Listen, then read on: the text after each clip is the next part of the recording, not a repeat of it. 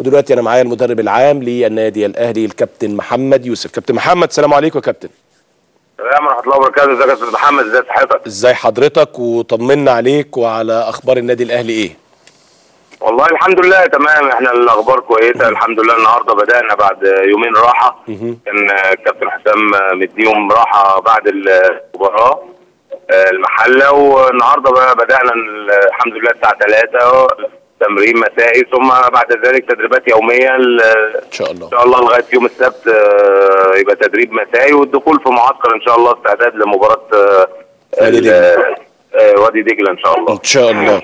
كابتن محمد، بركات شارك النهارده بطريقه طبيعيه، شارك في المران كله ولا خد على فترات ولا ايه موقف بركات؟ لا ما شاء الله ما شاء الله، النهارده بركات بقاله اكتر من يوم طبعا بيتمرن يعني شبه تدريجي كده تاهيل مع كابتن طارق عبد العزيز، والنهارده دخل معانا طبعا من بدايه التدريبات، والحمد لله ما شاء الله ادى التدريب كله بالكامل الحمد لله، واداه بشكل يعني يدي انطباع ان بركات عازم على العوده يعني، وتعويض فتره العيا اللي هو كان فيه او المرض اللي كان فيه بس. هو كابتن محمد هي موضوع البرد اللي ذكر ان بركات تم استبعاده، دور برد بكحه ببلغم في صدره، اثر عليه، قعد حوالي ما يقرب من اسبوع او 10 ايام.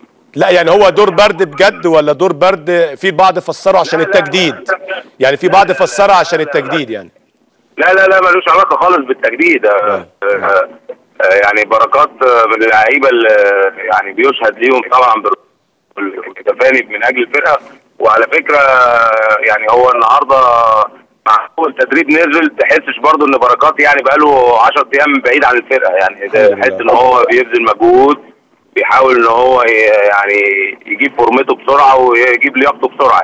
انا معاك بنسبه 100%، وحبيت بس ان انا اسال حضرتك عشان توضح، لان برضو في بعض يعني بيبتدي يحط كلمه كده، يحط سطر كده، يحط كلمه كده، فعشان برضو للتوضيح مش اكتر يعني. بص يا استاذ محمد، انت عارف ان طبعا مع عوده الدوري وعوده المباريات طبعا الدنيا هتبدا تشتغل وانت عارف دلوقتي طبعا احنا في الظروف حتى اللي فيها مصر دلوقتي مش مستحمله، يعني الكلام ما اكثره يعني. فاللي انا عايز اطمن الناس واطمن جمهور النادي الاهلي ان الحمد لله اللعيبه كلها يعني بشكل كامل كلهم روحهم كويسه، مفيش اي مشكلات. انا اوقات بيوصل لنا وبنسمع ان في مشاكل، فلان عامل مشكله عشان ما لعبش، الكلام ده كله غير متواجد.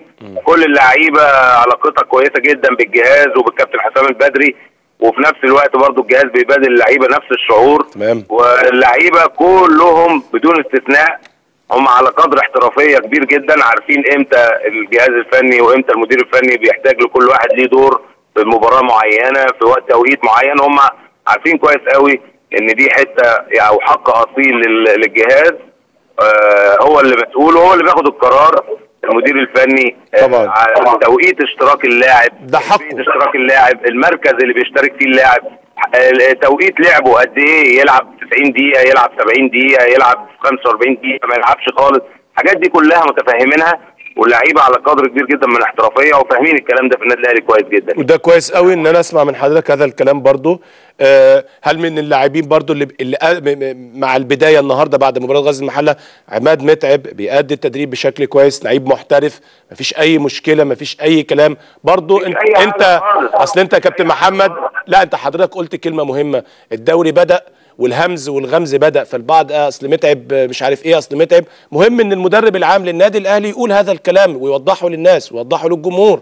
لا الكلام ده متواجد يا استاذ محمد، وعلى فكره مش متواجد من اليومين دول بس، الكلام ده متواجد من فتره طويله، والا بطوله افريقيا اللي احنا خضناها بدون اعداد او بدون احتكاك وبدون دوري محلي وبدون جمهور والظروف الصعبه دي، اذا كان الجهاز واللاعبين كتله واحده ويد واحده وفي تفاهم واضح جدا ما بين الجهاز واللعيبه، وكذلك اللعيبه بينهم وبين بعض، والروح اللي بينهم وبين بعض والتفاني. انا اللي عايز اقوله لك ان مش مهم ال11 اللي بيلعبوا، يعني ال11 اللي بيلعبوا دول مش انت اللي بتكسب بيهم، انت بتكسب بالروح والتضحيه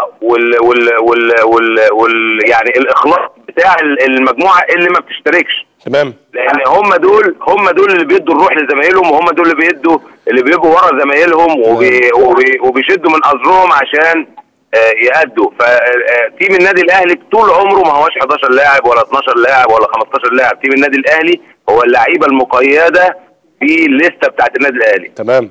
كل واحد ليه دور، وكل واحد بيجي توقيت لعبه.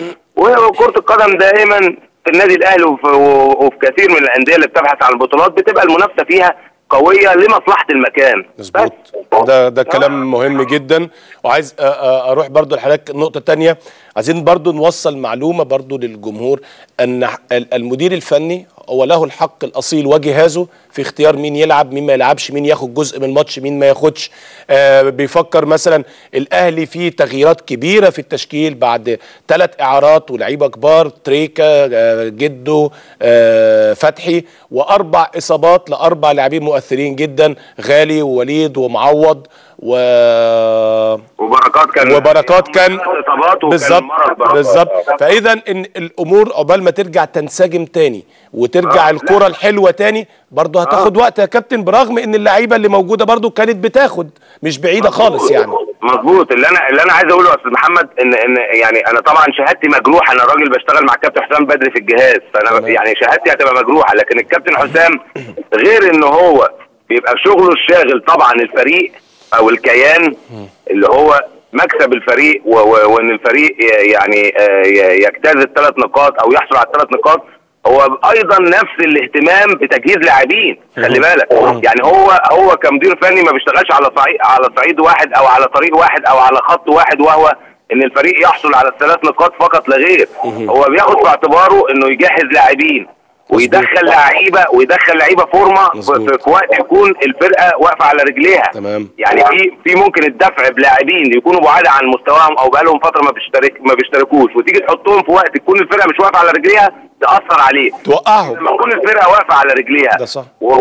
وليها اليد العليا زي المباراه او في فتره معينه، وتيجي تدفع بعنصر او عنصرين، فدي بتساعدهم ان هم يرجعوا للفورمه بتاعتهم. ده كلام مظبوط. كل الحاجات دي بياخدها في الاعتبار المدير الفني. يعني الكابتن حسام البدري انا بقول لك كانت شهادتي مجروحه، يعني لو اتكلمت هيقول لك عشان هو المساعد بتاع الكابتن حسام، لكن هو فعلا في كلامه وفعلا في تفكيره لما بنقعد وبيتكلم ويفتح جوانب التفكير اللي هو بيفكر فيها. ما بيفكرش بس ان هو يحصل على ال3 نقاط، بيفكر عايزين نقوم فلان، عايزين نرجع فلان، عايزين ندخل فلان الفورمه، كل الحاجات دي. ومطالب في نفس الوقت انه ياخد ال3 نقاط، لان انت عارف النادي الاهلي ملوش اي ما ينفعش تطلع تقول لي انا النهارده اتعادلت عشان كنت بجهز ولا كنت غايب عني او حاجه. طبعا هو بياخد في الاعتبار كل الحاجات دي، بالاضافه طبعا للاسماء الكبيره قوي اللي انت سبق وذكرتها غايبه عن الفريق. فانت شوف بتشتغل في كام اتجاه. تمام. الحاجات دي كلها طبعا حاجات يعني دقيقه جدا، حاجات بنقعد نتكلم فيها كتير جدا، حاجات الكابتن حسام بيقعد يفكر فيها يعني بشكل دقيق جدا.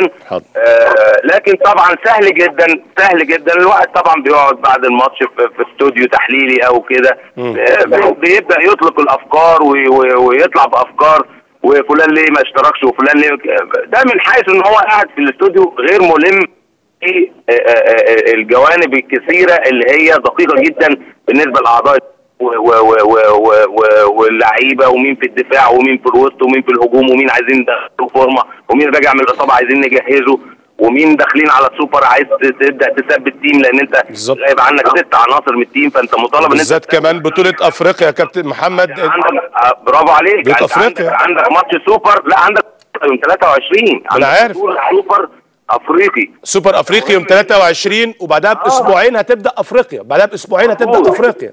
برافو عليك. فانت فكل الحاجات دي شوف انت المدير الفني بيفكر فيها، ما بيفكرش في مباراه المحله بس ولا مباراه وادي دجله بس. ده صح. فيعني نتمنى الحمد لله الثقه موجوده، ونتمنى ان زي ما كان الجمهور بيدفع الفريق وبيدفع الجهاز الفني ودائما ورا الفريق ورا الجهاز الفني، والنقاد او الاعلام بشكل عام يعني كانوا ورا الفريق في الفوز ببطوله افريقيا. نتمنى ان شاء الله ان الفتره القادمه برضو نفس النهج ونفس الطريق، وهو ده اللي بينتظره دائما النادي الاهلي، سواء فريقه او اعضاء يعني الجهاز الفني او حتى المنظومه كلها يعني. ان شاء الله. كابتن محمد، عايز اقول بس لحضرتك نقطه اخيره، معلش انا طولت عليك شويه، لكن هي نقاط مهم جدا انك توصلها للجمهور النادي الاهلي، عشان دي احنا لسه بنقول يا هادي يا رب، فالامور بدات تسخن من الاول يعني. كابتن محمد، النهارده في التمرين هو اول لقاء بينكم كجهاز وكلاعبين بعد مباراه المحله، الامور مستقره هاديه؟ كابتن حسام نزل تمرينه عادي، هزر مع الناس قبل التمرين، نزل يشتغل عادي بكل جديه؟ لان ايه، انا عايز اوصلك لايه، النهارده برضو طلع اخبار ان موضوع الاستقاله، وانا فكرت في الاستقاله، وانا برضو الموضوع بيتردد ل3 ايام متتاليه النهارده لليوم الثالث، موضوع استقاله الجهاز وكابتن حسام يعني.